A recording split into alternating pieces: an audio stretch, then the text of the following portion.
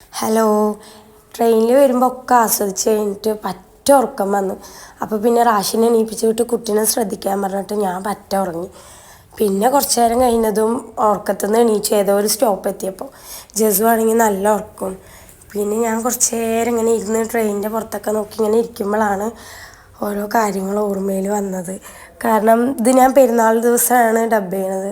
അപ്പോൾ ഇന്ന് രാവിലെ ഞാൻ ഉമ്മാനെ വിളിച്ചിട്ട് പെരുന്നാളൊക്കെ എന്തായി ഉമ്മ ആഘോഷിച്ചോ, എന്താ വെച്ചതെന്നൊക്കെ ചോദിച്ചപ്പോൾ ഞങ്ങൾക്കൊക്കെ എന്ത് പെരുന്നാൾ, 3 പെൺകുട്ടികളല്ലേ, ഓരോരുത്തരും കെട്ടിച്ചവിടെയല്ലേ, അപ്പോൾ നിങ്ങളൊക്കെ വന്നിട്ട് വേണം ഞങ്ങൾക്ക് നല്ലത് എന്തെങ്കിലും വെക്കാനും ആഘോഷിക്കാനും എന്നൊക്കെ ഉമ്മ പറഞ്ഞപ്പോൾ എനിക്ക് ഭയങ്കര സങ്കടമായി. ആൺകുട്ടികളും പെൺകുട്ടികളും മിക്സ് ആയിട്ടുള്ള വീട്ടിൽ ഈ ഫീലിങ്സ് അറിയില്ല. പക്ഷെ പെൺകുട്ടികൾ മാത്രമുള്ള വീട്ടിൽ പണ്ട് കാലത്തൊക്കെ പെരുന്നാളൊക്കെ ഭയങ്കര ആഘോഷിക്കാനും ഡ്രസ്സ് എടുത്തിട്ടും കാര്യങ്ങളൊക്കെ ആയിട്ട് അവരവരിനെ കെട്ടിച്ച് കഴിഞ്ഞാൽ പിന്നെ ഒക്കെ ഭർത്താവിൻ്റെ വീട്ടിലായി.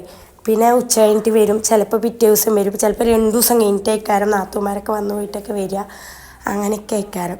പെൺകുട്ടികൾ മാത്രമുള്ള വീട്ടിലത്തെ ഉമ്മാൻ്റെ വാപ്പാൻ്റെ അവസ്ഥ എങ്ങനെ അയക്കാരം. പെൺകുട്ടികൾ പോകുമ്പോഴാണ് അവർക്ക് പെരുന്നാളും നല്ല ഭക്ഷണവും കാര്യങ്ങളൊക്കെ. ഏതായാലും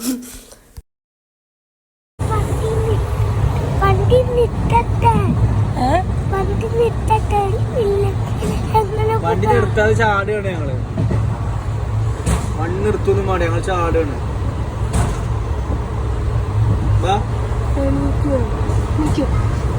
അങ്ങനെ ജസൂനെയൊക്കെ ഓരോന്നും പറഞ്ഞ് എണീപ്പിച്ച് വിട്ട് പിന്നെ ഓൻ്റെയിൽ പറഞ്ഞു നിലമ്പൂർ എത്തിയല്ലോ, എത്താൻ 2 സ്റ്റോപ്പാണല്ലോ ഉള്ളൂ എന്നൊക്കെ പറഞ്ഞ് ഞാൻ ഓൻ്റെയിൽ വർത്താനം പറഞ്ഞിരുന്നു. പിന്നെ റാഷി ഓൻ്റെ അടുത്ത് പോയിട്ട് നിലമ്പൂർ കണ്ട് എത്ര ചന്തം, പാലക്കാടൊന്നും അത്ര ഭംഗിയില്ല, നിലമ്പൂരാണ് ഭംഗി എന്നൊക്കെ പറഞ്ഞ് പിന്നെയും അവർ തമ്മിൽ തെറ്റാൻ തുടങ്ങി. ഇത് കുറച്ച് കഴിഞ്ഞാൽ കൂടും. നമ്മൾ നേരത്തെ പുറത്തായ പോലെ ഇനിയും പുറത്താകണ്ടല്ലോ പറഞ്ഞ് ഞാൻ പിന്നെ വീഡിയോ മാത്രമേ എടുത്തുള്ളൂ, വായും കൊണ്ട് ഒരു വച്ചിട്ടില്ല. Love you. എന്ത് ശരി, അവൻ വെച്ചിട്ടുണ്ട്. എത്ര നമുക്ക് പോവാം.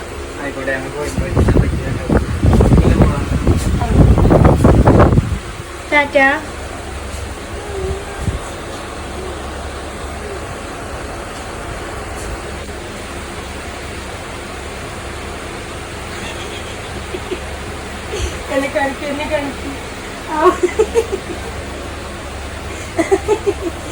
ഇതേനെ ക്യാമറ കൊണ്ടുവരുന്ന അവൻ കണ്ടു.